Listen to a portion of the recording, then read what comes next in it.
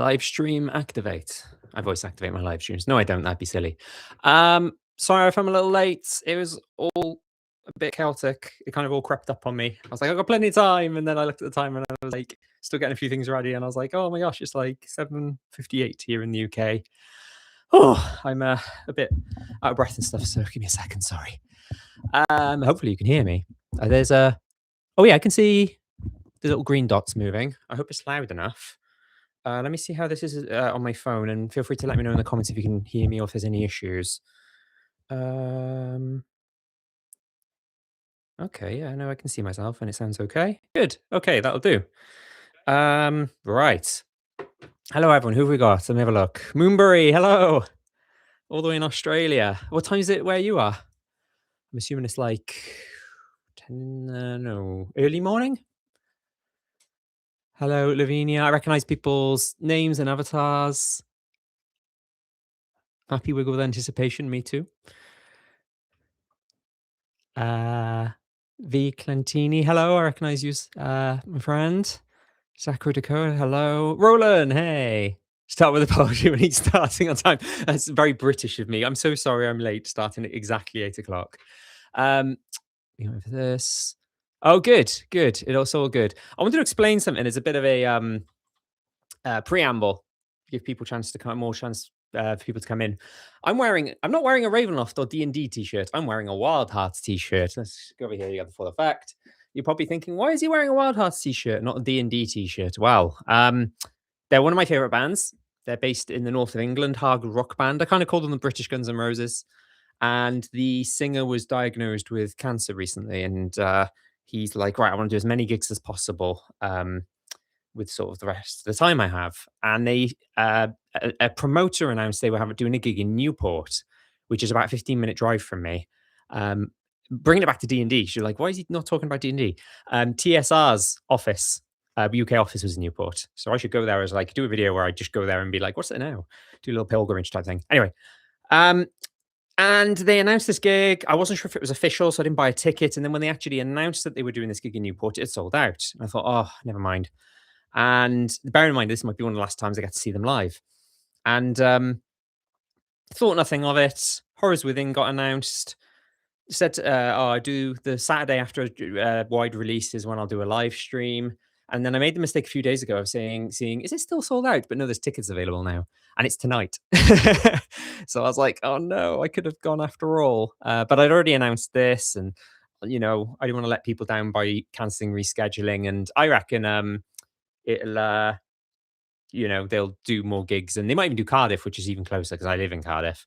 So that's the reason I'm kind of wearing this to honor them tonight. And it's nuts to think that like 15-minute drive away they're playing, and it's all good. So that's the reason I'm wearing what I'm wearing. 5 a.m. Moonbury, oh my gosh. Yes, Lavinia, this thing's called Ginger Wild Heart. One thing that's cool is because they never got sort of like really known, is that they did Download Festival last weekend, which was a big festival, rock festival. It used to be Ozfest, Ozzy Osbourne's festival, and then Download. And they played at that. And when the BBC did coverage, they did like a news article about it because it was Linkin Park played with the new woman singer. And they featured the Wild Hearts and in some photos as well. So it's really cool that they're kind of getting a bit more attention now, which is good. It's a shame because of the circumstances, but cool nonetheless. Cardiff, where Doctor Who lives. Yes. I talked about this before. They filmed, I got to be careful not to dox myself, but they filmed a scene outside my house. So, but I won't say what it was because there's like a fan website where you can like look this stuff up and then you never want to know where I live. But that was pretty cool. So I saw David Tennant outside my house. My players are having their final fight with Strahd tonight. My question is, how well fleshed out are the adventures by level? Some good one-shots would definitely get me to buy the book. Oh, cool. I've got the book here, by the way. We got the alt cover. First time getting an alt cover of a D&D book. And for comparison's sake, I've got Van Richten's Guide here. I'm confused with the camera because it's not mirrored. So that's why I'm like, whoa, how's it going? So I've got this for comparison's sake. I did promise somebody if we had time, I would have a flick through Lemordia and see how much of a comparison, like what's new in Lemuria, basically. To answer your question about the fleshed out adventures, uh, they're not as fleshed out as like full on one shots, but they're decent enough. So in my review video, I talked about Volkovnia and it's the Siege of Lakar, and it tells you what monsters to run and what happens at certain rounds. And you could run that as a one shot. So and there's a small map with each one. It's not like a dungeon sized map, although some of them are. I guess Shadowborn Manor is pretty big. What else is there? Castle Avernus in Darkon split across like 5 or 6 different places because it's kind of like a castle that's exploded and then froze. So like some of the floors are in different places and like floating essentially. So yeah. So yeah, I don't know if they do any previews or something. I don't want to say, yeah, go ahead and buy it, and then you buy it, and you're like, oh, it's quite disappointing. Um, but yeah, I think they're decent enough. It's like if you compare it to something like House of Lament in Van Richten's Guide, it won't be as big as that, but they're pretty good small adventures, I think. And I think the idea behind them is it might inspire you to then like do the that's going to be the Siege of Lakar using Volkovnia as the example, and then that the stuff before it is maybe battle and save some people from some zombies, and then the after is going to be confronting Vladeska, the Dark Lord, in her base. I think it's called the Custodian's Hall or something like that. I could look in the book that's literally in front of me. Um, I'll flick to the page. Oh, I might as well like show you an example. I can flick to the page and show you. How novel is that? I'm on Hierarchia. Oh, there we go. So Custodian's Hall is there. Whey. And then that could be the whatchamacallit. That could be where the final battle happens. But so it's like an almost full double page spread here. So Siege of Lakar, and that's the map. The map is nice. So it tells you to use this example. It's level 9 characters. It tells you about the gates and sort of their AC, HP, blah blah blah. Encounters. Siege events by round. So the first round is 8 zombies, 6 ogre zombies. Then there's one point where basically there's some Talon soldiers who are gonna, I think, are gonna sacrifice the gate or something and try and take out loads of zombies and explosives. So there's Talon soldiers arrive with gunpowder, but they're not using it to, well, they are using it to kill the zombies, but they don't care about what happens to the gate. And so the PCs get an opportunity to maybe stop it. And then like one of the rounds is they light the fuse, another one is it explodes if it's not prevented. Things like that. So yeah, a decent amount of information, I think, but they are quite small. It's like a double page spread rather than like a multi-page thing you get with other one shots. Sorry, I haven't been looking at the chat for a little while. I set an alarm so I wouldn't miss a stream, but slept straight through it. Then my second alarm, my kid woke me up. Oh no, sorry. Wouldn't have blamed you. If you cancel the stream in order to make it to the Wild Hearts. Oh, bless you. I really hope they play Cardiff. Me too. They played Cardiff a few times before. Number 10 is my favorite doctor. I'm guessing that's David Tennant. Sorry, I don't know my doctors numbers of doctors. Doctor numbers. You excited to see the artwork in this book? Oh, okay. Let's have a look at some artwork. Let me show some stuff that hasn't been made and like available in all the promo stuff. I think we've all seen the character options stuff. I feel as though where's something we haven't seen yet? Everything I'm flicking at is I'm like, we've seen that, we've seen that, we've seen that, we've seen that. I do think that Hydra art is cool. Whoa, sorry. I talk about this in the review, the neon. I don't mind the neon. I know there were some people on the Ravenloft subreddit who were like, "Oh, I hate the neon." I think it's cool. I think it's different. Rather than just, stuff being black and white or dark colors. It's cool. Trying to find some stuff we haven't seen before. Oh, that's quite cool. There's some Cartacus art I've not looked at properly, where it's Scald, one of the settlements. It's a little bit dark. It's quite cool though, quite colourful. I've been meaning to look into. I keep getting things appear on. Hold on a second. Let me have a sip. Um, things appear on like my Instagram where it shows the. I think in design they call it the 60-30-10 rule, where it's like three colors. You got like a main color, then like a color that's like a third of it, and then there's like another color. Um, and I'm wondering like how much they honor this. So here's a good example. So the 60 is probably like greenish, or maybe it's the red actually. Um, and then so it's like it's only really like two, three colors, and there'll be one color that really stands out, kind of thing, is what I'm trying to get at. And I'm wondering if they've used that sort of principle for this. I love this art of Wilfred Godfrey. So in Van Richten's guide, it didn't even say it was him, but it was like a group of ghosts, and he looks angry and he's pointing. It didn't even say it was him, like, it was just presumed to be him. And then we get more maps like Mordantshire. Oh, and Van Richten's shop looks great. I think I talked about this in the review video. I think they honored the old look of it in there was a Dragon magazine article, and I think they've kind of tried to match that, which is great. So they've kind of honored the old look of it and stuff. The comments are whizzing by, and I feel like I'm not following them. Sorry. I did an Owlin rip-off of the Doctor. So one shot I ran at a con earlier this year. That sounds cool. Oh, Mordenheim instead of the Abbot in Curse of Strahd. I've heard people do that. It's a good swap. Just don't make her a Dark Lord, yeah. Um, cool. She was part of Escher's party coming in. Oh, I love it when people do build out, like, expand. When I don't think it's raw, but when people, I think a lot of people have said, "Oh, Escher's from a past party," and I love when people flesh that out. Perhaps I've missed it. Oh, hey, Hunter Strong, recognize your name. Um, feels like they pulled away from Amber Sarcophagi, and you know what? I had noticed that. Yeah, there's not much mention of Amber Sarcophagi. Or is there any at all? I hadn't picked up. That's the first time I've even thought about that. Good spot. Um, Dark powers, I think they still talk about in the first chapter, like the intro chapter. But yeah, I don't think did they even mention any Amber Sarcophagi? If they have, I've not noticed it or missed it. Good catch. Guarding one shots. Yeah, they're like one page one shots. And maps too, honestly, that's good. It's not something you buy standalone like Fandalva say, but it sounds really useful. Yeah, it's a good way to describe it.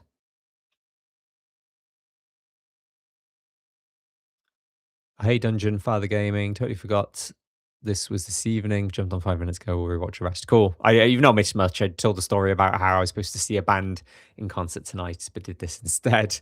And then literally just started answering a couple of questions and flicking through the book. Artwork's gorgeous. Neon style is good. Yeah.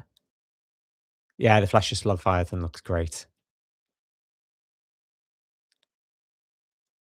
Cool. Oh, someone's become a skeleton member. Thank you. How do I pronounce your name? Sotro. Oh, I recognize your avatar. Yeah, you've commented a few times recently, haven't you? Hello.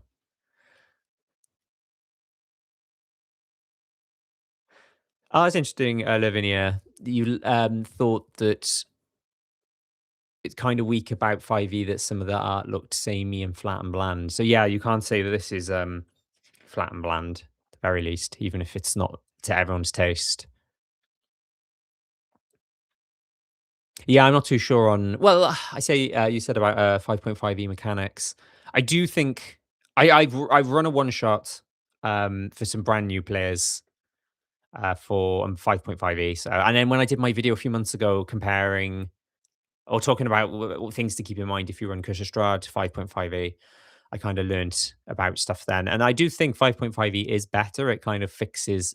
It's all like the messy rules, like who remembers Counterspell? Well, obviously, like Counterspell, like shuts it down, but the whole thing of like what they've got to do if it's like a fourth level or higher spell, and well, mirror image is quite complicated. I think it still is quite complicated, but I think it's simpler.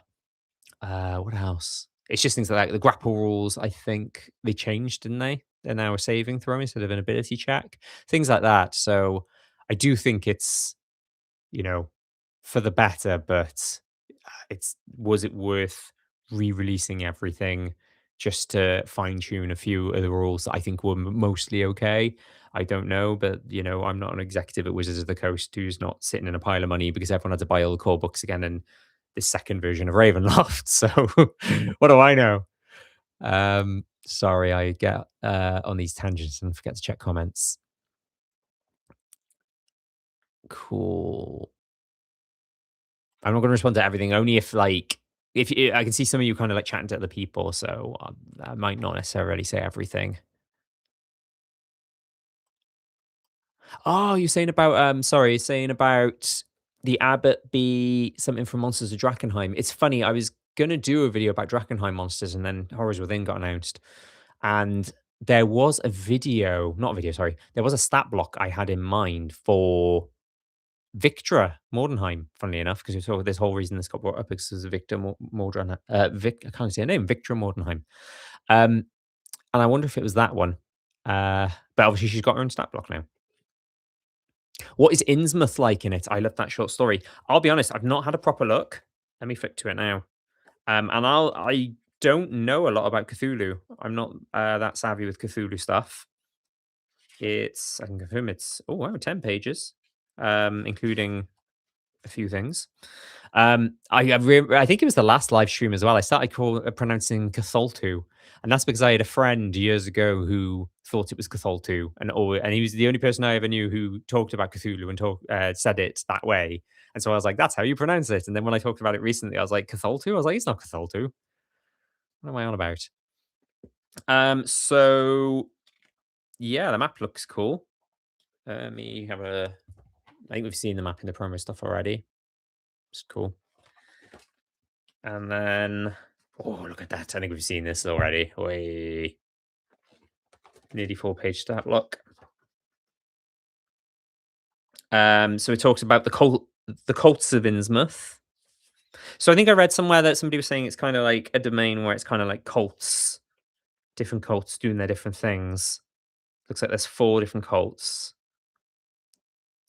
Chthonic Night, Drowning Wave, Heavenly Doom, Scaly Abyss. Cool names.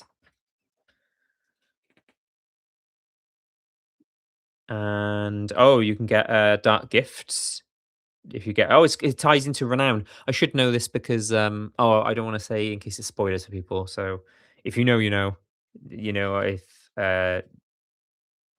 you'll know what I was gonna say if you saw the thing, because this literally got brought up in it, talking about Cthulhu and renown and stuff. Adventures in Innsmouth section.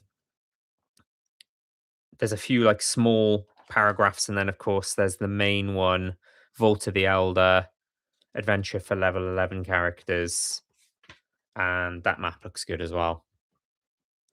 Cthulhu's Vault. If we get time, I'll have a proper look later and let you know if we get a quiet moment. Oops, I've lost my place. Oh no, I've lost my place. Oh, I found it. Just was intended to begin Vampire of the Mists, but decided to check your stream. Okay, cool. Enjoy. Oh, I don't know if you know this. DM of the Mists, Vampire of the Mists. I named the channel after the novel. It's a great novel. Janda Sunstar is one of my favorite characters. It's probably my favorite Ravenloft character. Esmeralda is probably second. I was disappointed that the map pack wasn't any of the maps from the book, but instead were from the D&D Encounters Sithicus adventure that not everyone gets access to. Yeah, that's it's funny that. I wonder if maybe like they plan for people who don't have access to is it Shadows of Sithicus or whatever it's called. Um, they may use the maps as generic maps. I bought Heroes of the Borderlands recently, which is the new starter set, and that's got more. Well, I had the starter sets going back to the one with Lost Mine of Phandelver in it, and I always felt like it was a bit lacking. Like you got the book and you got some dice, you got a DM screen maybe, but I thought it would be cool to have like maps and tokens actually printed out. So when I saw Heroes of the Borderlands, I was like, that's great, and I've been started to run it for my kids, and they it's just good. It's non-screen time instead of having to like go, also have Roll 20 on in the background or something, and then we're playing D&D with this to the screen. So yeah, I was interested in maybe getting it for that side of things. If it's, I'm assuming it's kind of similar map style and similar token style to that. So you'd think so, because then it'd be interchangeable. Like you could add the uh, Ravenloft monsters to Heroes of the Borderlands and vice versa. The only note of Amber sarcophagi I saw, I remember outside Amber Temple, was potentially at the King's Tier in Darkon for adventure ideas. Good catch. Let me have a look at that. I've just found the artwork of Aslan I don't like. That's not Aslan. Where's his red robe? Where's his grumpy face? That's I think I'd make a good Darkless Rex. I've said this a few times now. Darkless Rex is like a sort of, well, I think it's described as a necrocore, but kind of a lich tied to Aslan. Um you said adventure idea, King's Tier. Oops. Oh no, that's right.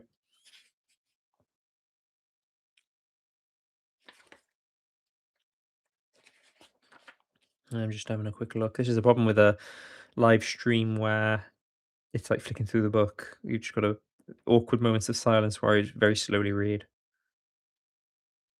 Oh yeah, the Hour of Ascension was Aslan's failed attempt to become one of the Dark Powers. Is it? Oh, my understanding of the Hour of Ascension was it was just his failed attempt to escape the domains of dread. I don't think he ever wanted to be a Dark Power, but that's very interesting. How he's kind of like, "What if I can't beat you? I'll join you." Anyway, his essence is now trapped within his spirit jar, shattered pieces of his iron crown, and the floating amber sarcophagus known as the king. Ah, yes, right, okay.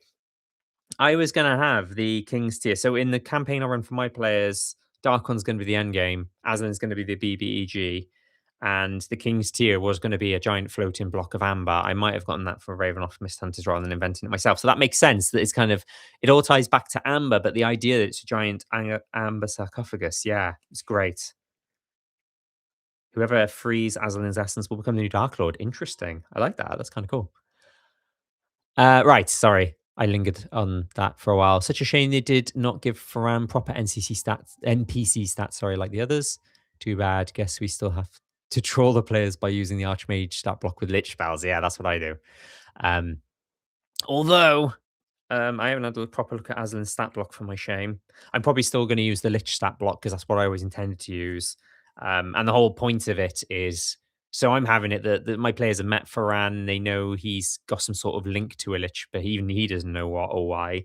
And they're good friends with him. And they know what spells he has roughly. So that when it's revealed that he's half of Aslan Rex and Aslan Rex returns, they know all the spells he can cast. So it's kind of like a bit of a, helps them out a bit. So if I then use the Aslan stat block, which has got completely different spells, I feel a bit like that's harsh. So I feel like I'm kind of stuck using the Lich stat block, which I don't mind because I think that's fine. That's cool. And yeah, so that's why I might not use the Aslan Rex stat block, regrettably.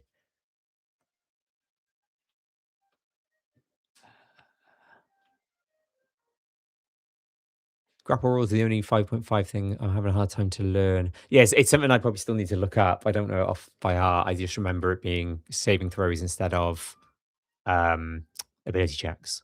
Ability check contest. Excuse me, sorry. Yeah, players have agreed to keep the older opposed checks, so grapples. Yeah, and that's the cool thing is like, so long as like the players don't mind or everyone's kind of game agrees to it, using a mix of the rules. Like we use these 5.5e rules, but we still want to use the five original rules, 5e rules. Your best of both worlds, then you can kind of mix and match. I shared your stream on my Reddit, and someone just mentioned there was a wonderful art for the Blood of the Vine and Vlaki, and also Castle Ravenloft. I'd love to see it if you can. Yes, my next video, I finished editing it today. I'm hoping to put it live on Monday. Is talking about, is it worth buying Curse of Strahd? Sorry, is it worth buying the Horrors Within if you're running Curse of Strahd? And I actually show the art. So this is the approach to Valaki. Ah, sorry, got the glare from the ring light. There you go.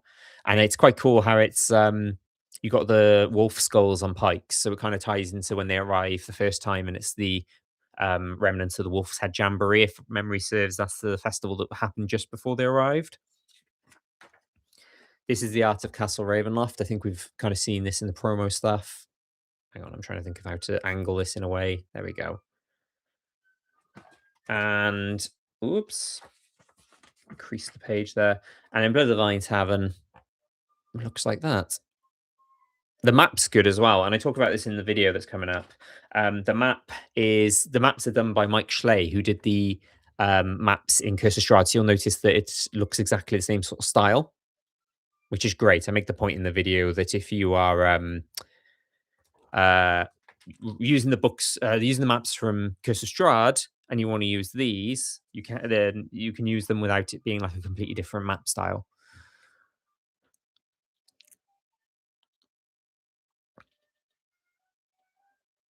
Regardless of the neon preference, am I the only one finding some of the Van Richten's Guide weird, especially the one with Strahd and Aslan? Oh, you mean the art from Van Richten's Guide? I kind of like that art of Strahd and Aslan, but I've got a soft spot for the novel, The War Against Aslan, where they hate each other's guts. But yeah, I do think some of the art in that book was, um, I don't know, not the best. I didn't like the depiction of Strahd in it. There's a depiction of him where I think he's Claude Sergei's portrait, which I think that's cool, but I don't know. Um, it just didn't look very Strahd to me. But I make the point in my review video. I say the art in this book is better, but that's not to say that the art in Van Richten's Guide is bad. I just that I think this is better. Regarding the Cthulhu pronunciation, in fairness, is there any correct way to pronounce the speaker names from Beyond Mortal Ken? Exactly, that is a very good point. I misspelled Cthulhu for a long time as well, as I only send it written, never heard it pronounced. That's fair enough. I have to look it up every single time I type it because I know I'm going to misspell it. Whoops. I talking about I think that's about the Aslan Strahd art again. Looks detailed, but I feel the posing's a little weird. Yeah, it is stuff like that, isn't it? It's like the way they're posed and stuff in the old Van Richten's Guide. Saw the Dungeon Dudes video this morning on Monsters of Horrors Within. Oh, I was going to do videos about that. I hope I'm always conscious of like now if I do a video of it, will people think that I've just, you know, stepped on the toes of another YouTuber? So I was gonna my next two Ravenloft videos were gonna be a two-part looking at all the brand new monsters and kind of analyzing the stat blocks and the monsters know what we're doing style. Um he did, for those of you who don't know monsters know what they're doing is like a guy who his name's Keith did guides for how to run each monster from like the monster manual, but then he expanded out to the other monster books, and he did do a lot of the ones, if not all of the ones in Van Richten's Guide. So I'd be curious to know if he might do Horrors Within as well, because I think he is moving on to the 5.5e stuff now.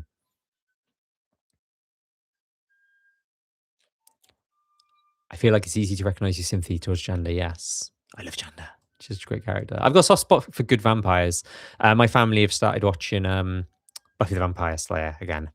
So I was going to say, I won't say in case of spoilers for a TV show that's like nearly 30 years old, but got a soft spot for good vampires.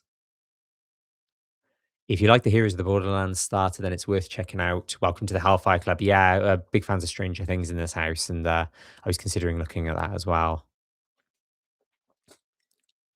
Wow, how's it 8:30 already? That's gone in the blink of an eye. Um, what have they done to Aslan, our boy? I know. Emo Aslan. It's true as well.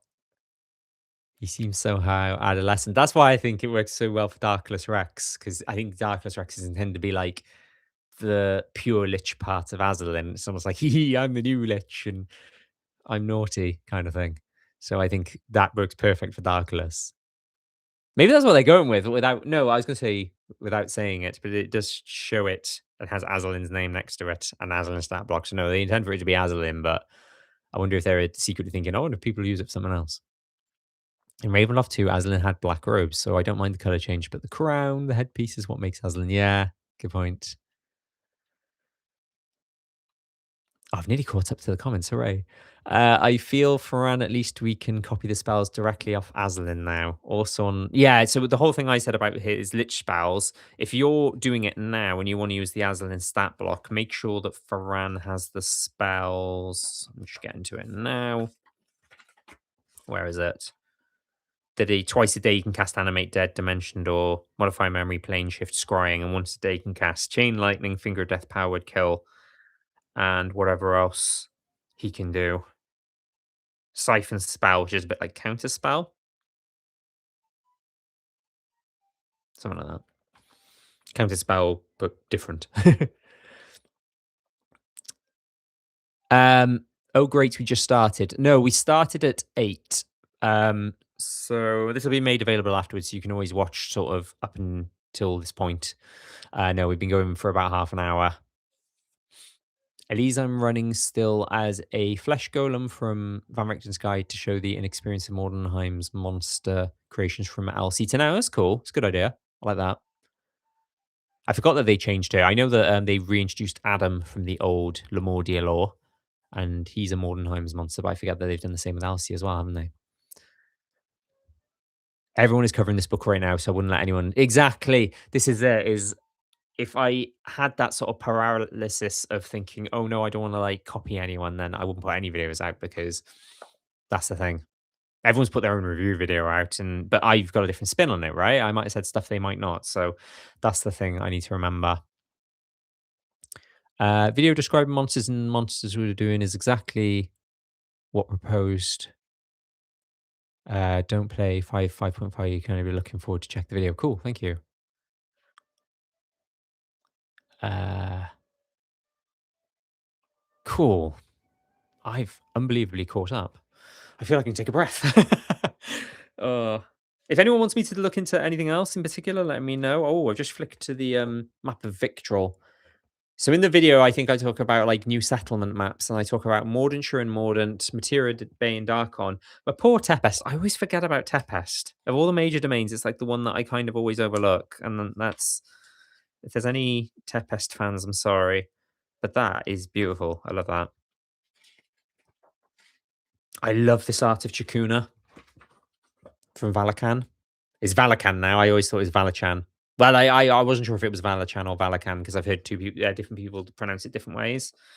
But the art for her in Van Richten's Guide was good, but she was so far in the distance, it wasn't very detailed. But that looks great. I remember showing my players because my players did Valakan and defeated Shikun, and they're like, "Ooh." Um,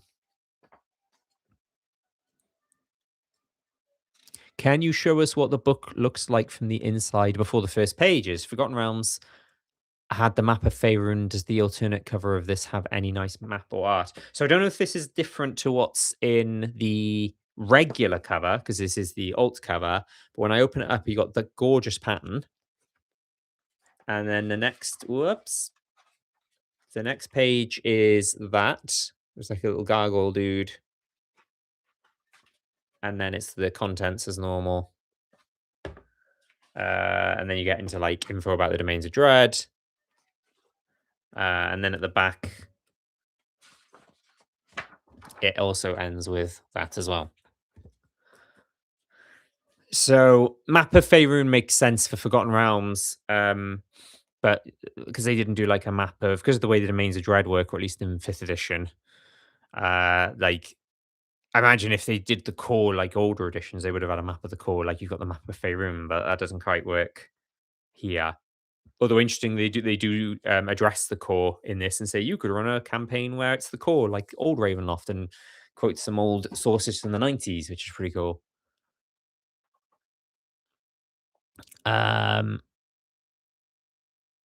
Is there any new art of Strahd inside the book? The only one I'm aware of, although I might be wrong, there might be more than one.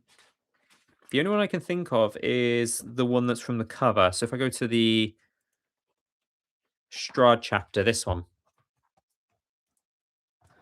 I want to say that I've seen something else. Maybe I'm imagining it. If anyone knows, please leave a comment. Let me flick to the later chapters and kind of just make sure there's nothing else.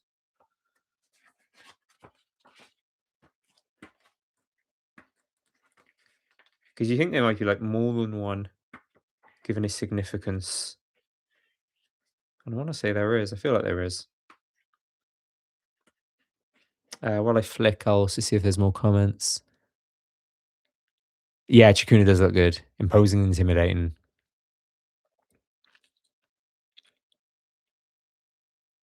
Yeah, I guess the red robes of Aslan did look a bit cartoonish. He certainly doesn't look cartoonish now. I wouldn't have said the red robes are cartoonish, but yeah, the current version definitely is not cartoonish, if you get what I mean. Skeletor vibes a little, yeah. Both versions the same interiors. Oh, thanks for confirming. That's the with what I showed with, like, the pages after the cover and stuff, yeah? Might explain my fondness for the look. Got a soft spot for Skeletor, He-Man, She-Ra. Sadly not able to be in for this because I'd love to pick your or the community's brains on some things, but I'll probably watch the video later. Yeah, feel free to leave a comment and people might see it later and whatever it is you wanted brains picking, we can look at it later.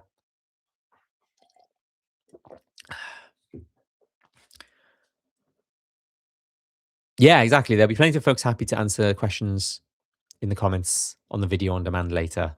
Yeah, I agree. At the very least, I'll answer it.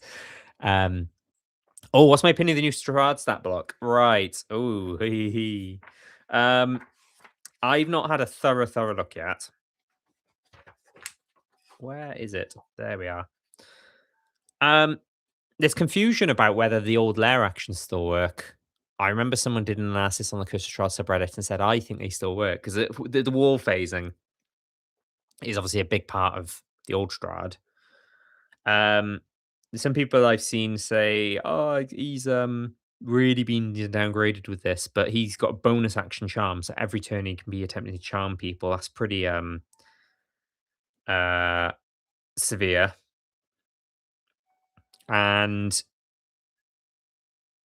yeah, if he even if he doesn't have the lair actions, he's got more HP. Plus, you can give him the max HP. I worked this out, so because they're 204, I think his old stat block had 144. It's worrying that I know that without having to look it up. Assuming I got that right. So 204. So that's the average. So he could have a maximum of 24 times 8 plus 96. So 288. So you could give him 288, so nearly 300 HP. Um, and then if he can't phase through walls, then at least he's got that. That's twice the average what the average old stat block was. So yeah. Sorry, I'm getting notifications on my phone. I should really do not disturb it. Just make sure there's nothing that's like urgent. No, it's all good. Um, yeah, he's still got some of his good spells like greater invisibility, polymorph. Oh, and mirror image. I think I talk about mirror image and great invisibility are great for him being on the defensive. But oh yeah, and he still has fireball. So to be honest, he's got all the spells I kind of consider like the must-haves. So I'm gonna look up. I'm gonna get Strahd up on my other screen and see what spells he's missing now. 2014 Strahd, I should say. Because I like the old style. I know it's complicated when they have so many spells, but and I know that with 5.5e and not even before 5.5e with like Modern Kanan presents Monsters of the Multiverse, these simplified spellcasters. But I really like the old layouts where it's like spell slots like PCs would have. Oh, he doesn't have animate objects anymore. Oh, I like that one. I know he had Blight, but I never used that.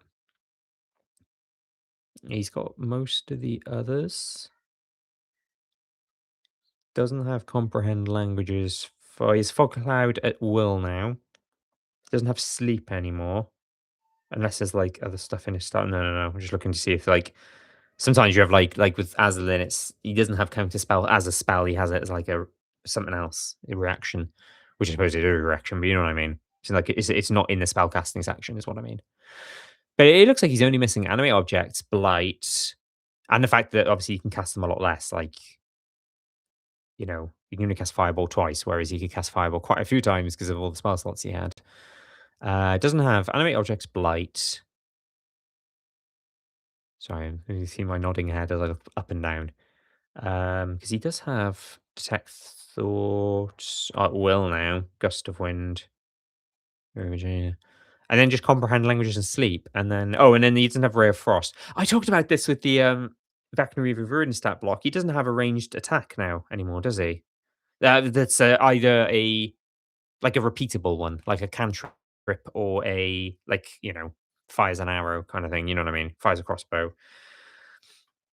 And with his legendary actions, he can move up to some his speed, half his speed, and make a death strike attack. So if someone's close to him, he can still kind of move up to them and attack.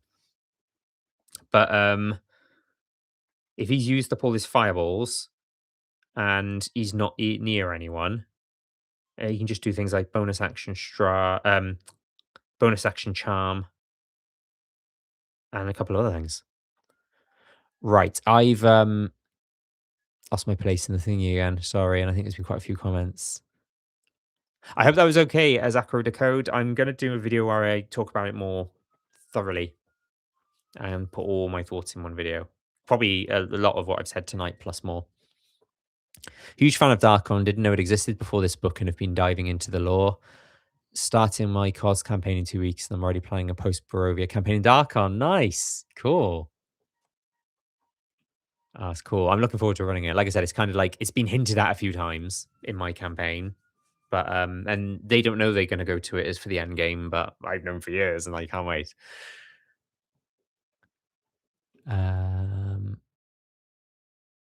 That's a good point. Yeah, I don't know if it's canon, but Aslan's red robes always made me think he was a red wizard of Thay before entering Ravenloft. That's a really good point. And you've got Haslick, who is a red wizard of Thay turned Dark Lord.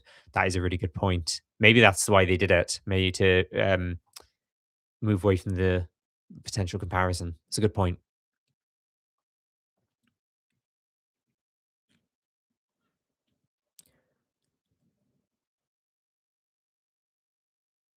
The emo look makes Aslan look tormented, a tortured soul, but I don't think Aslan is at all tortured about his wickedness. He revels. Yeah.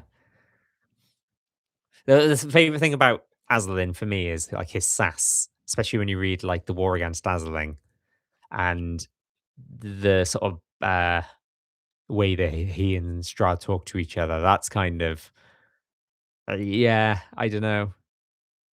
I feel like the current art and the depiction of Strahd, I want to say Strahd, Aslan doesn't quite work, but I don't know. It might grow on me. Phasing through walls is really the biggest difference maker in running him. Exactly. Yeah. I know there's some DMs who hate it. And I know there's alternative stat blocks you can run, like the reloaded stat block apparently is supposed to be that you don't need to do the wall phasing and you can just kind of stay in place and take the hits. But uh, I think it's just one of those things where when I was a player in Ghost Strad before DMing it, when he started doing that, I was like, oh dear. I was like, we're not dealing with a regular bad guy here. And you see, I think DMs worry that, like, and I don't mean this as like a dig or an attack because I know that I would think the same thing. I think DMs worry players will hate it, but when I was a player and it happened, it is frustrating in the sense of, hey, keep still, stop going behind that wall. But it does get you thinking of doing different things. You think, right, all the tactics I had planned out the window, but I'm going to ready an action for when he comes back, or I'm going to try and grapple him when he comes back, or I'm going to tell him that Tatiana thinks he's a coward when he comes back, which is what I did in my game. I played a human fighter, attacked me loads and KO'd me, but then he was kind of like exposed then, and those people get hits on him. So that's the way to do it, I think. But he's slightly weaker than the Umbral Lord 5.5 stat block. I'm upgrading him to an Ancient Vampire from Grim Hollow. Oh, I need to check out Grim Hollow. Yes, I'd heard other people say he's weaker than Umbral Lord, and you think, how can a Dark Lord be weaker than a standard monster? You know what I mean? I think people said that with Soth as well. If we get a chance, we can have a look at Soth stat block.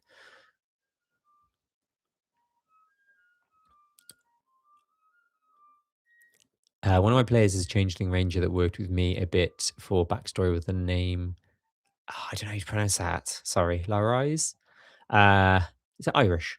And plot twist later, we'll find out the significance on Tempest, where he's from. Oh, cool. Someone theorized that changed the red robes because he would have been too similar to Haslick and Sidra. Yes, good point.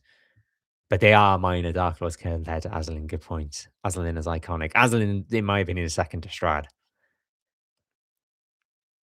In any event, none of the old archers vanished, so we have more options for some mechanics. Exactly. You might find that you don't like the new art of a certain Dark Lord, but you like the old art. That's the old art's. I know we say that this book is sort of replacing Van Richten's guide, but it isn't. It's just we got double the art for some people and places and things. I'm not sure if I'm sold on some of the domain maps in this. I know the domain maps got redesigns. I'm not too keen on some of the redesigns, but you could just use, say, old Falkovnia, for example, if you don't like new Falkovnia. Um, Curious to hear your thoughts on the one shots Blood of the Vine, Treacherous Blood in Barovia section. Would they work if they were added to Curse of Strahd side mission? So, um, correct me if I'm wrong. You joined the stream later. I might have talked about this before you joined. Sorry. My next video, which hopefully is coming out on Monday, is do Curse of Strahd DMs need to buy or should they consider buying The Horrors Within? And I talk about both those adventures, and I talk about I think Blood of the Vine could be added to Curse of Strahd. Treacherous Blood is more complicated because Blood of the Vine, Erwin asks them to go. That's Erwin Martikov in the Blue Water Inn in Valaki, tells them to go to Blood of the Vine Tavern in Village of Barovia. And I say you could do that. And it's level 6-ish as well. So it's a nice sort of mid-campaign-ish thing. Could be nice if you need to sort of lead them back in the Village of Barovia direction. Maybe if they didn't get their card reading, use an excuse that they do Sir Pool on the way there or back. Treacherous Blood is for level 9 players, so that's already quite high. The sort of end game, near the end of the campaign-ish. Ernst, as in Lady Vocta's servant, is the one who gives the quest. And it's to go to Berez and to look at an old crypt. And there's too many things that make me think, why is Ernst giving this quest? Why is there this crypt? Why are they saying so? I don't know. That one I think is more complicated. So yeah, but I do think they're good. I do like the idea of I do like the Blood of the Vine one in particular. I've actually got it like a couple of pages away from here. So here they are again, and I like the maps as well. The Von Zarovich Sanctuary. I say even if you don't run that, that's handy for if you just need a crypt. There's some DMs who like to give Strahd additional coffins outside of Castle Ravenloft. So that's a great map for one of those. Animate objects isn't nearly as good anymore. Anyway, yes, I know. I saw. Oh man, what have they done to that spell? 10 tiny objects. I can't remember what the new version's like. Let me see if I've got it saved on my computer. The new version, I think. Oh, I think you do so many depending on your. Yeah, maximum number of objects is equal to spellcasting ability modifier. Whereas it used to be you could do 10 tiny objects that had a high attack bonus and high AC. They were great. That was one of the main attacks that Strahd did when I ran Strahd. He just cast like I think it was like where was it? We had our final battle in the study, but I think it was like 10 bits of rubble in a room in the corridor outside with loads of rubble, and it was just my players were having to fight these just like 10 lumps of rubble that were like attacking them. It was great. I'm surprised with the Even Room being a newer book. Not only did we not truly get Kaz, but was hoping for more of Kaz and Vecna mentioned in this book than we got. Yeah. I ran Tovag, which is Kaz's domain, and that was great. It was only a few sessions thing. And I used, funny enough, I used a DM's Guild resource called Traverse in Tovag, which is intended to be if you don't want to do the Barovia chapter in Vecna River of Ruin, where it's Death House in the past, if memory serves, you can use this instead, and it's a trip to Tovag instead, and it's great. And I just adapted it for a domain hopping campaign instead, and had to change a few things. Obviously, they weren't there for after one of the Rod of Seven Parts, whatever it is. Like removed that element of it, but kept most of it the same, and it was great. How many humans did you fight? Referencing you playing a human fight. I see what you did there. I was slightly confused for a second, so I'm glad you explained it because I'd be like, "What are you on about?" God, this has gone on the blink of an eye. I can't believe it's 10 to 9 already. My time, obviously. I imagine you folks in America are afternoonish.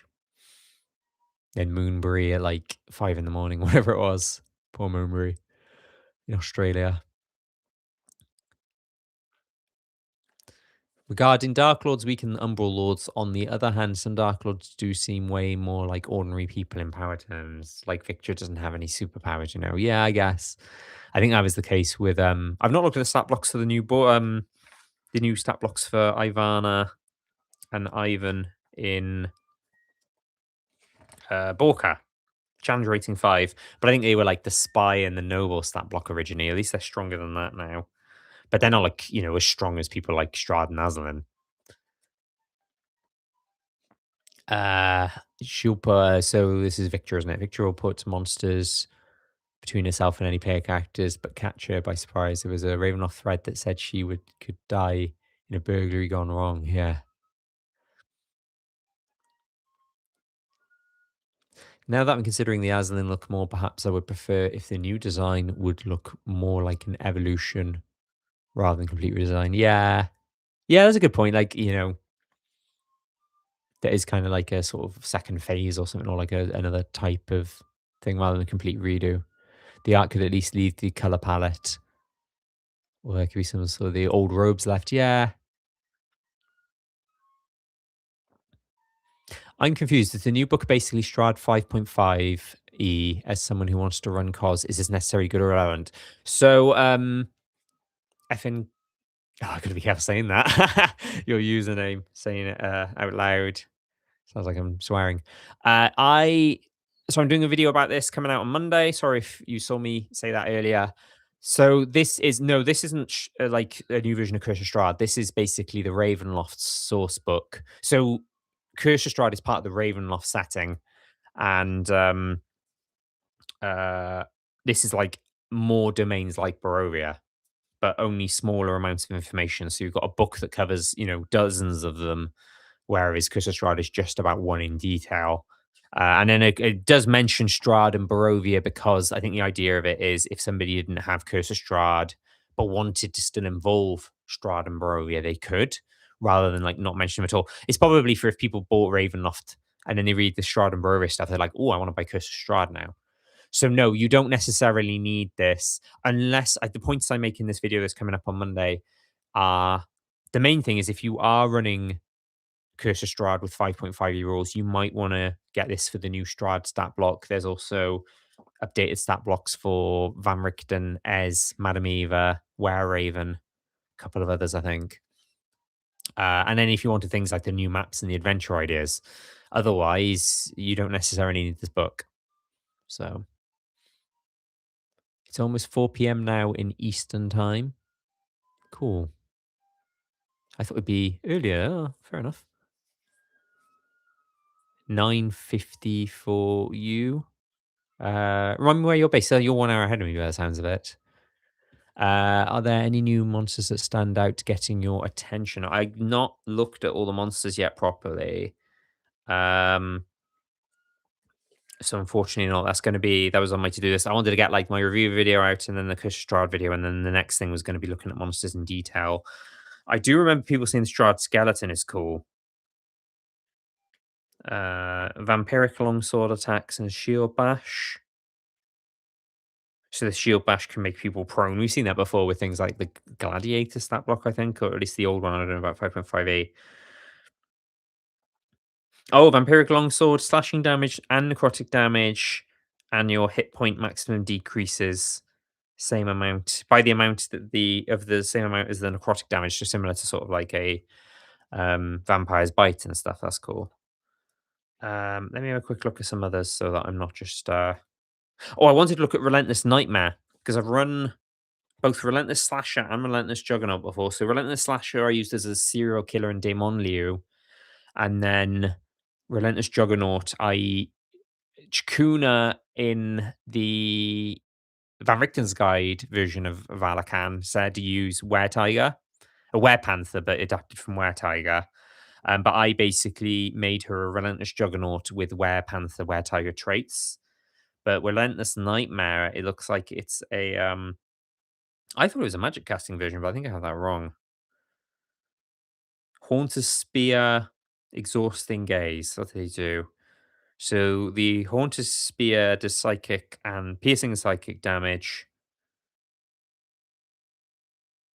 Oh, and they're cursed. And until the curse ends, they can't reduce his exhaustion levels during long rests. And Exhausting Gaze. Oh, you gain levels of exhaustion. Oh, that's tough. So it's kind of like a double whammy where they can, yeah, cause you to gain exhaustion, and then do this thing where you can't even recover after you defeat it or get away from it. You can't even recover your exhaustion at long rests. That's until you cast remove curse or whatever. Brutal. And it's got some legendary actions as well. Can teleport an occupied space. Uh, oh wow. N- Narcotize. The nightmare targets one creature it can see that's already cursed by Haunter's Spear. They take 2d6 psychic damage, and then they're unconscious for an hour until it takes damage, or until a creature within 5 feet wakes it up. So basically, just like auto sleep. Nice, cool. Um, uh, so yeah, I'll like I said, that's going to be the next Ravenloft video I do. Will be talking about monsters. So I'm a bit. One comment caught my eye. So I'm going to jump ahead, but then I'm going to go back. Um, Dungeon Father Gaming, you're in the Midlands. We talked about this in the comments, I think, once. So I said I lived in Leicester for a year in the Midlands. But I think I've skipped some comments. Let me just go back.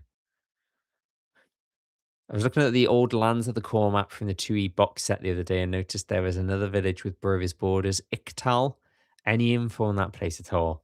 Um, as in, do I have any info or is there any info in this book? I don't think there's any info in this book. I don't know much about it. I've heard of it. Um, I don't know much about some of the other settlements outside, other than like reading like in I think it was the beginning of the second Istrad novel. He goes to one of them. Can't remember what it's called, but it goes to like one of the settlements. It's in old Barovia, but isn't in fifth edition Barovia. Um, we've been popping off here in the chat, but what's got you excited? What's something you think you'll use from horrors within like a monster or one shot or a map? Oh, good question. So, to be honest with you, because I'm already like well into my Ravenloft campaign. So we're in the Shadowlands at the moment, and I think after the Shadowlands, I'm going to push them towards Darkon, and then that's basically going to be the end of that arc of the campaign. Then I'm considering like a Strahd Returns thing, so probably go back to Barovia for the final thing. So I probably didn't need this book, but there is, and with the Shadowlands as well. I know we got all the Shadowlands info, but I've already had everything planned out because we're already in the Shadowlands, and um, so now like all everything's kind of in my head, and it's the resource from Quoth the Raven that I've mentioned a few times in videos. That if I use this info in here, there'll probably be too much. It'd probably be too confusing. Whereas obviously, if I hadn't started running the Shadowlands, I'd probably use the information from in here. Is what I'm getting at. But might still run Carticus at some point. It's like a really quick thing. Because one of my players wants to go there because they think it's tied to their backstory. Um, I always like the idea of Sithicus to the point where I was considering doing Sithicus anyway, and now Sithicus is in this, and so I can use the map. Um, what else? Let me look at the. I mean, they might go back to Daemon Liu because they never defeated Sidra. I had it that Sidra had her borders open, and they never had a reason to defeat her, but they were always like, she's dodgy. We should do something about her at some point. So they might go back to Daemon Liu, and then I can use the info from that. Let me just having a quick look through the contents. No, I don't know. I do like the idea of the new Taroka thing in the appendix. I was going to suggest we do that if we had time and if there were no questions. Where is it? Is it after the stat blocks? Yeah, the focus card, the past, the future, the opposition, the aid. And I'm going to do a video about that at some point where I'm actually getting, ironically, I'm getting the new Turoka deck tomorrow. So I've still got the old one here. There's a random card from it. We could do it with the old deck, but yeah, the new one, getting that. I'll do a video with the new deck and I'll do some example draws, like try and figure out you know, what's the card I had then? Soldier. So you got the soldier card. So that's the focus. The focus of the reading and the lens through which the other cards are interpreted. So everything's tied. Everything's tied to the soldier card. That's quite interesting. Draw that in full Covenant, and that can mean so many things. Heck, draw it in Barovia, and it's to do with Strahd was a commander, wasn't he? I've lost my place in the comments again. Sorry. Based in Central Europe, Poland. Cool. Oh, and then yes, Leicester. Yeah, so you're based wherever yeah, we did talk about this in the comments on a video once. Sorry. Uh, I told you about the pub I used to work at. I set up a brain in a jar encounter trying to build itself a body. My players helped it. Now they have Brain the Jar. Now they have Brain the Jar Johnson as an NPC. That is the best NPC name I've ever heard. That's incredible. That's the problem. Let me tell you about my dilemma that I had because I'm an idiot DM. So I did a video recently where I said about giving like magic items I semi regret giving my players because like they can cast Windwalk and go across the map. Actually, that one wasn't too bad. They can give disadvantage to Dark Lords with a sort of pretty bad side effect, but it may not be a side effect. And what else was there? Someone's Constitution shot up because I gave them something, and I gave them a bag of beans, and I thought, how bad can that be? And one of them in the last session planted a bean in the soil, and we rolled, and now there's a pyramid with a mummy inside it. And I've actually, it's really cool. I fleshed it out. It was luckily right at the end of the session, so I was like, this is a good time for us to stop. And I didn't want to just do a mummy lord, which is what it suggests, because they've already fought a mummy lord before. So I looked up. I've got access to Flea Mortals, and there's a mummy lord in that, and she's actually got her own backstory and stuff. Where she's defending a temple, but I'm gonna have it that like the stuff she was defending, her pyramid's basically been um, spirited away to where they are, and she's gonna be like, "Well, my purpose is no longer there anymore. Like, what do I do? I don't need to defend this temple anymore." And so she might leave, and she's gonna be evil. But I don't want it to just be like that she attacks them or they attack her, and I can see them like buddying up and like being we could be friends kind of thing. So that's I'm saying all this because of your Brain the Jar Johnson anecdote. So yeah, so that's where I'm at with my session. So I had to find a pyramid map. I had to add a pyramid to a map which I was using for like the forest in the Shadowlands. That's nuts in itself. It's just this pyramid in the middle of the Shadowlands. It's quite funny. But yeah, hear me out. Would have been cool to get a Krampus domain. Yeah. Someone will make a Krampus domain if there isn't already a Krampus domain on DM's Guild. I want to say I've seen one before. My current group ignored the whole Sir Pool section, so didn't actually get a Taroko reading until the last session at a tent in the festival in Valaki. I used your three pile method. Yay! Nice one. Oh, let me know what you got. Like where the 3 items ended up. And if you're happy with it. And feel free to tell me if you're not, because it's good feedback. Like I did have somebody say, "Oh, I really liked it, but I didn't like where one of the items ended up." And I was like, sorry. It's not a perfect solution, but it's better than random solution, I guess. But that's cool. Well done for doing a. I like the idea of a tent in a festival in Valaki. Um, it's a good way to do it. I think it's such a shame if the players miss it. Like I was dreading that. I think if I ran Curse of Strahd again, I'd be a bit like easygoing about if they decide not to do things. Like if they don't take Irina with them or they don't get the card reading. But I think I would have been gutted if they were like, no, we don't want the card reading. I'd be like, please get the card reading. It's so good. It's so important. Could also the Sphinx in their pyramid if you want to do something more different. Yeah, I was considering that actually, because the wording of it says there's a mummy lord in there. It doesn't say the mummy lord's the only thing in there, so I could add more. I've got a couple of traps in there.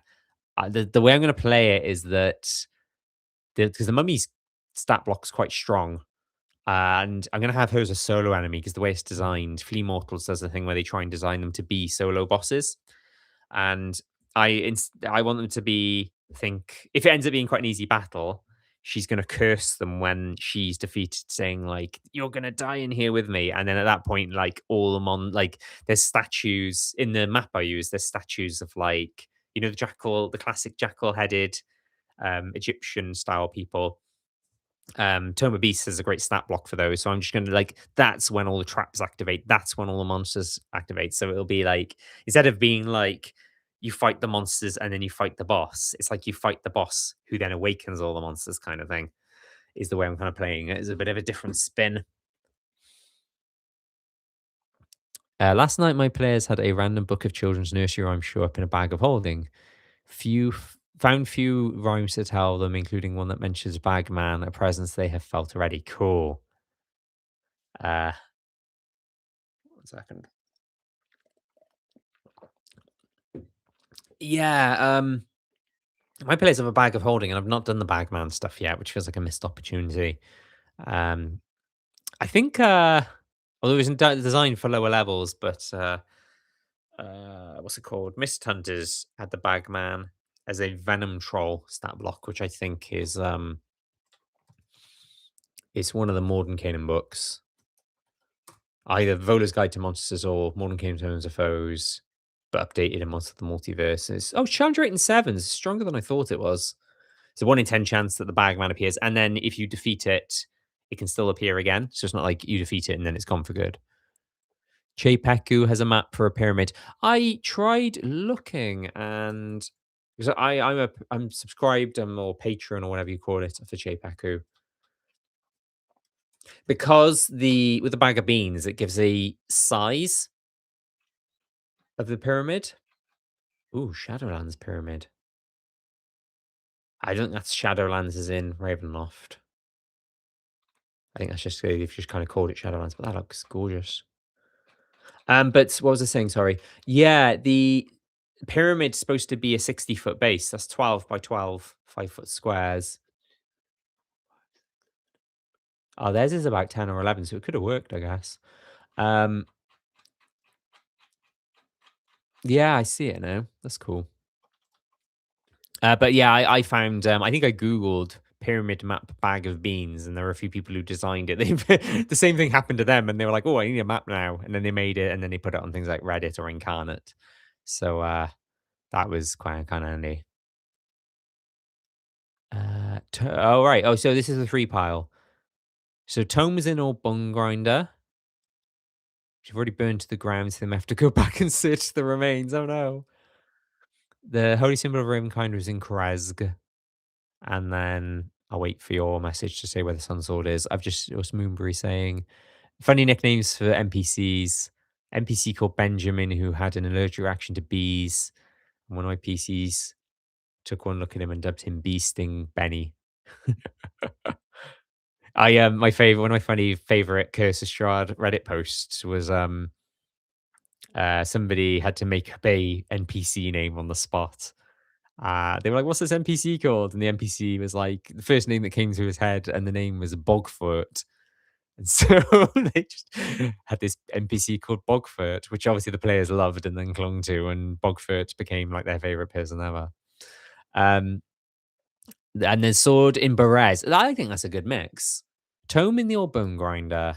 So that's kind of early-ish. Although you said they've already been there, have to search the remains. Symbol in Krezk. That's kind of mid-game. And then the Sun Sword in Berez, which is kind of except for things like Amber Temple. I'd kind of say it's up there with Amber Temple. Maybe obviously not as hard as Amber Temple, but with Baba the Saga there, it's hardish. So I hope you're happy with that spread. That's a pretty decent spread. For people who are wondering what we're talking about, in case you don't know, I've got one of my DM's guild resources called the three pile Torika technique, and basically because I don't like rigging the deck. I think it's such a missed opportunity because I'm a lover of randomness, I'm a lover of chaos, and a lover of mixing it up rather than saying, "Oh, these are the three cards," and you choosing. But I will admit that the card reading, as the book, is really um, I don't want to say it's bad, but it's what's what I'm looking for? Risky. Because you could end up with all three items in Castle Ravenloft or all three items in Valaki and they find them all in a close amount of time. So my technique removes a few cards and then splits like how you've got a separate deck of cards for the ally and Strahd's location. You've got three different sets of cards for the three different items. And the good thing is like all the tone cards are early-ish. So things like the old Bone Grinder and Valaki. Then the symbol is mid-game. So it's things like Krezg and the Werewolf Den and Van Richten's Tower. and maybe Yesterhill. And then the Sun Sword is in places like Berez, the Amber Temple, and places like that, basically. So just try to make sure they don't get the Sun Sword early, the Tome late. Try and get them in like the sort of best intended order as well. And obviously means that you don't get necessarily like each item should be in a different location. So you should have three different locations. So the risk of like say getting two items in Valaki. Regarding the tome, did you get any read on how the players felt about the tome being at the home bow grinder? There's a lot of GM chatter worrying that having to backtrack for any Turoka treasures will chafe players. Do you notice that? I know the question isn't directed at me. I think in that situation it's difficult because they're discussing between them if they wanted to go back and see what they may have missed. Um, it's difficult because they had the reading after. If they had the reading when they had it, they could have got it when they first went. So it's kind of on them, I guess. When I was a player at Curse of Strahd, we did the winery and we didn't realize the clue was for this, like something in like a bottom of a barrel of sand. And I got a feeling we had to revisit the winery to find it. So it can and does happen. Maybe a were-raven stole it from the burnt remains, won't reveal it until they complete a quest. That's a cool idea. Cool. Can't remember if there was other stuff I said I was going to do when it was quiet. Oh, I was going to do the card reading thing, wasn't I? Forgive me while I have the occasional sip. It's very warm and muggy here in the UK. It has been for days.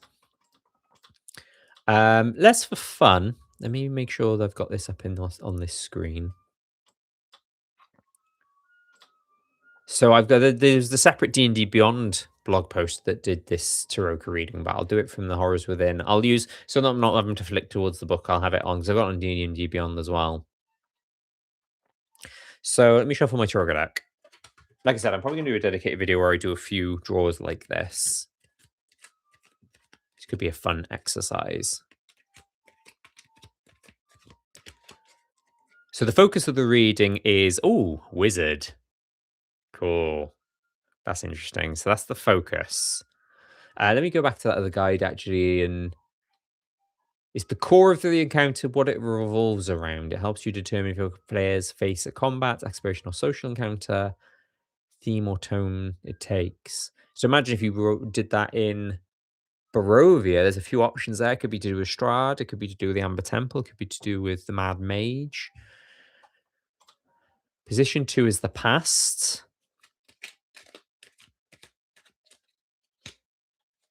Horseman. Oh, God. Oh, there's a card's meaning thing. I should get the card's meaning thing up. So the past, death, disastrous loss of wealth or property, a horrible defeat till the end of a bloodline. Horrible defeat. So if it's Mad Mage related, that's perfect. So that's the past card. The opposition. I suppose the idea of this is not to tie it to something that already exists, but to give you ideas for like, so say if it was like, I don't know, a different domain, let's just say Falkovnia, maybe they're looking for a wizard who was defeated by Vladesca. And then the shepherd card for opposition. This is hard. Like sometimes I imagine you put a certain card and it works really well. What does the shepherd card mean? It's one of the glyphs cards, isn't it? Those who protect others bear a burden far too great to be shouldered alone. I don't know. It's tough though, isn't it? I've seen more comments come in, so I'll kind of pause the card reading, but I still got two more cards to do. I've heard the cool phrase, use your dice in your dice game. I do like to let let the dice and randoms tell the story with my players, so I'm more leaning into finding a way not to fudge Taroka. Yeah. Yeah, I can see that. I agree with that. I just looked at the new Strahd stat block versus Umbral Lord. One of the main differences is Umbral Lord having having a fireball like spell as a recharge effect. See, they could have given that to Strahd. I think Soths is a recharge. Here's like Cataclysmic Fire. Let's double check. Which I think is actually, yeah, that's a 5 or 6. So you can cast that like once every 3 rounds. It's not as strong as a Death Knights, but they can only do it once a day if memory serves. In fact, instead of saying memory serves, I can just look it up. Ah, that's old Death Knight. What about new Death Knight? Yeah, old Death Knight it's stronger, but it's once a day. Hellfire Orb, it's called. And then of course there's uh hold on. There's also soft stat blocks from say the Dragonlance book. So there's a lot of comparisons that can be done in this example. Oh, I haven't got access to it on D&D Beyond. I have got my 2024 Monster Manual downstairs. And then I think that's the same as Soth. I don't think I've got no. I've got the Dragonlance book downstairs, but not on D&D Beyond. I don't know if I told you guys, after reading all the Ravenloft novels, I'm now reading the Dragonlance novels. And I've read about 10 of them, including Soth's. One of them is Soth's story before when he was before he became a Death Knight. And it's really cool just like reading about him in like in a non-Ravenloft context. But yeah. If I ever had a chance to GM Cause of Ravenloft, I'd definitely check your 3-power method. Thank you. Woo yeah, Taroka. They removed the passive healing in base. That was the other thing, regeneration. Completely forgot about that. Yeah, Strahd doesn't have regeneration anymore. But he has more HP, like you've said. Have you seen the GM screen? The 4th panel has a random encounter chart you can draw tarot cards to use. So yes, somebody brought my attention to this a few days ago. I'd seen the front of the DM screen, the art on it is beautiful. I hadn't properly seen the back. Now I hadn't planned to buy the DM screen until now. I'm now thinking of getting it just for that table because I did think to myself because I love doing DM's Guild resources to do with Taroka. And I thought it would be cool to do one that was like random encounters, but obviously they beat me to it. So, but what I could do is like an alternative one because if they don't make that available digitally, the only way people can get access to it is through buying a 20 quid DM screen. And not everyone plays in person, and not everyone wants to buy, people might already have a DM screen they use and they don't want the new Ravenloft one, but they might want to get that table. So I was thinking of doing like an alternative Taroka random encounters thing and having like my version that's a little bit different. Um, Idea for Taroka, the wizard. The card tells of the mad mage, the horseman. He went to slay the count was defeated. Yes, the shepherd. Though his wits are weakened, his instincts to protect, to aid. Yes, that's really good. Although I did say that was the opposition card. So, which is, let me just read what it says. But I suppose the opposition is the fact that he wants to do that, but he can't because he's the mad mage, and you've got to cure him of his madness. Hey, we're cooking with this, or whatever the kids say. I'm going to do the last 2 cards then. The future swashbuckler. That's going to be that's going to be a hard one. Unless there's like a rogue PC. The future describes potential consequences of outcomes, both fair and foul, or we tie some sort of meaning to swashbuckler that makes sense. Likeable rogues and rapscallions. I suppose modern Canaan does have a sort of rapscallion nature to him, would you say? I don't know. He gives me that vibe. I remember seeing like a lore video about him once, and they said he's like a um, very serious person. I was like, he doesn't strike me as being very serious. And then the last card is the aid card. The assistance they may find along the way, including allies and magic items, monk. Someone from Krezg. Or serenity. This is the meaning of the card. Serenity, inner strength, self-reliance, supreme confidence, bereft of arrogance. That is probably that's more than game when he's no longer the mad mage.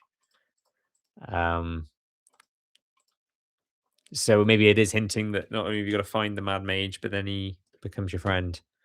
Yeah, I think that works. I think it works. We can kind of you can kind of get it to like bend stuff to make it make sense, if that makes sense. Well, I said the word sense a lot in that sentence. My plan to implant amber for Dark Vestige on Tefes is to put the skeleton of an amber dragon in the woods. Ooh, the DM, the sort of DM bell rang in my head and said, "Make it a Dracolich." And you love the DM screen, yeah. I realized as well, I got to this is going to look really corny now, but what I like to do is I had like the original banner for this, but then what I like to do is once this goes out, have an adapted banner, and which is usually a still from the video. So maybe I should do like some sort of pose with a book like this. Um, what's it called from Zugalan? Is it blue steel look? And yeah, maybe that can be the still for the video. Cool. I think we're getting to a sort of comfortable-ish end soon. When last time when I did one of these and we said that, I then talked for another half an hour. So, um, not necessarily, but we'll see. Um, oh, I've just realised I don't know if I had. I think I had top chat selected, not live chat, but I think everything's shown anyway. But apologies if somebody left a message and I missed it because maybe it didn't show in the top chat and only showed in the live chat. Somewhat off topic. What comes to mind for changing Vecna Ruin to instead of a playing hopping campaign, but a Ravenloft domain hopping one, probably post cos? Yes, this is what I'm on about, guys. This is I've said this in a few videos now where change Vecna Ruin so that every chapter, instead of being a different setting, is a different domain of dread. Boom. I think that would sell really well and do really well. But it's tough to know. We've got how many major domains? I think it's like 16 or 17, but you probably only have like 10 chapters. It's like 10 levels, isn't it? It's like 11 to 20. Um, what do you use? What do you not use? Maybe have interesting thing could be Barovia could be the last one. Go back to Barovia, Strahd returns. Maybe Darkon is one before that. Maybe follow the adventures by level table in here and like just do the hits. So it'd be things like uh Volkovnia, Lemordia, do all the popular ones. Valakan, then like 4 or 5 others, Darkon, Barovia. Boom! It'll be a hit. Like, I'm saying that as if like, yeah, job done. We've solved the problem, everyone. We can all go home. Um, Honestly, like for the longest time, it's easy for me to say this. It's very different saying an idea and then actually implementing it. But for the longest time, I thought, wouldn't it be great to do a DM's Guild resource, which is literally a Ravenloft campaign, and do like a Curse of Strahd for Ravenloft? And this is kind of making me think, maybe we could. Vecna Ruin would be the sort of the skeleton I'd use, the sort of base for that kind of thing. Missed the stream earlier. I was disappointed there wasn't a more cohesive adventure set across multiple domains. Yeah. Would you ever consider trying to turn ideas from your campaign into an adventure? Possibly, yeah. I don't. Yeah. The thing is it was so unique to us that because I did the whole second Taroka reading thing. That's another DM's Guild resource for those of you who don't know. It's called the second Taroka reading because the first Taroka reading is Madame Eva and Curse of Strahd. Then you get another one that kind of leads them to different domains of dread.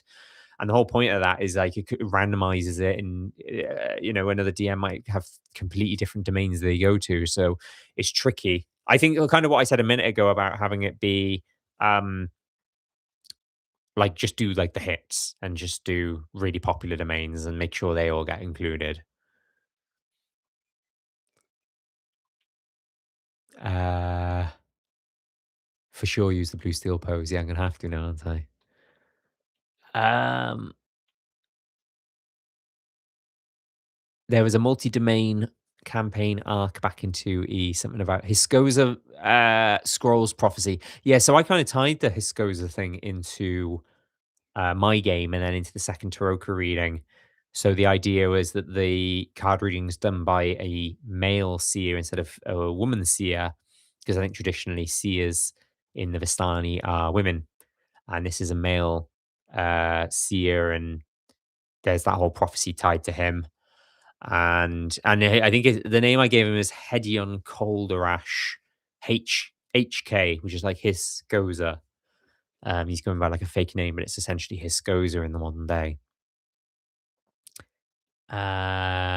Believe it culminated in Grand Conjunction campaign. Yeah, I need to read more about the Grand Conjunction. I have a rough idea of what it was and what it, what it was like, but I need to read more about it. And that could be the way to go actually, is to do like a Grand Conjunction for 5e kind of thing. Gonna crawl back into bed. I don't blame you, Moonbury. I really appreciate you joining us so early in the morning where you are. Thanks for hosting, showing the art. Excited to get a copy myself of the art and maps. Cool. Thanks for coming, Moonbury. Bye for now.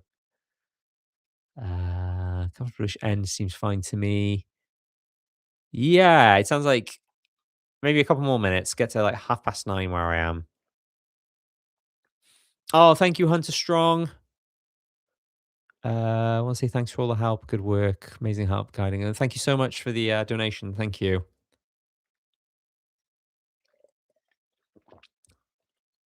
My Ravenloft campaign involved a wish spell being back home in Waterdeep. I overlaid the core map on top of Faerun. They brought the domains with them. Waterdeep was the Mordin. Everyone did, oh, that's cool. Never wintered them on you.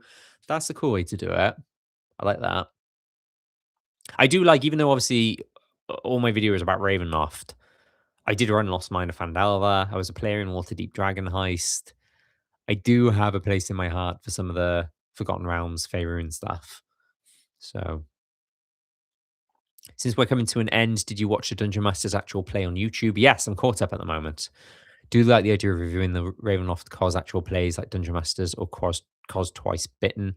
Yes, I did a review video of Black Dice Society, which was the official Ravenloft actual play for when Bam Richten's Guide came out. It took me a year to watch like all 60 episodes. And I was thinking of doing a video about Dungeon Masters. Oh, just like you review Black Dice Society. Yeah, yeah. I was thinking of doing one Dungeon Masters wraps up, just doing like a quick sort of recap and my thoughts video. Twice Bitten, I've been considering watching as well. High Rollers did Curse of Strahd. I only discovered High Rollers recently because they were on, two of the members guested on a one shot I watched. But yeah, so I've got a few others in mind and do videos about them maybe. Dice Camera Action is another one if memory serves. Thanks for continuing Ravenloft Stride coverage, Steve. I find a great resource even after all these years of running D&D. Thank you. Appreciate that. Oh, lovely. Thank you all. Oh,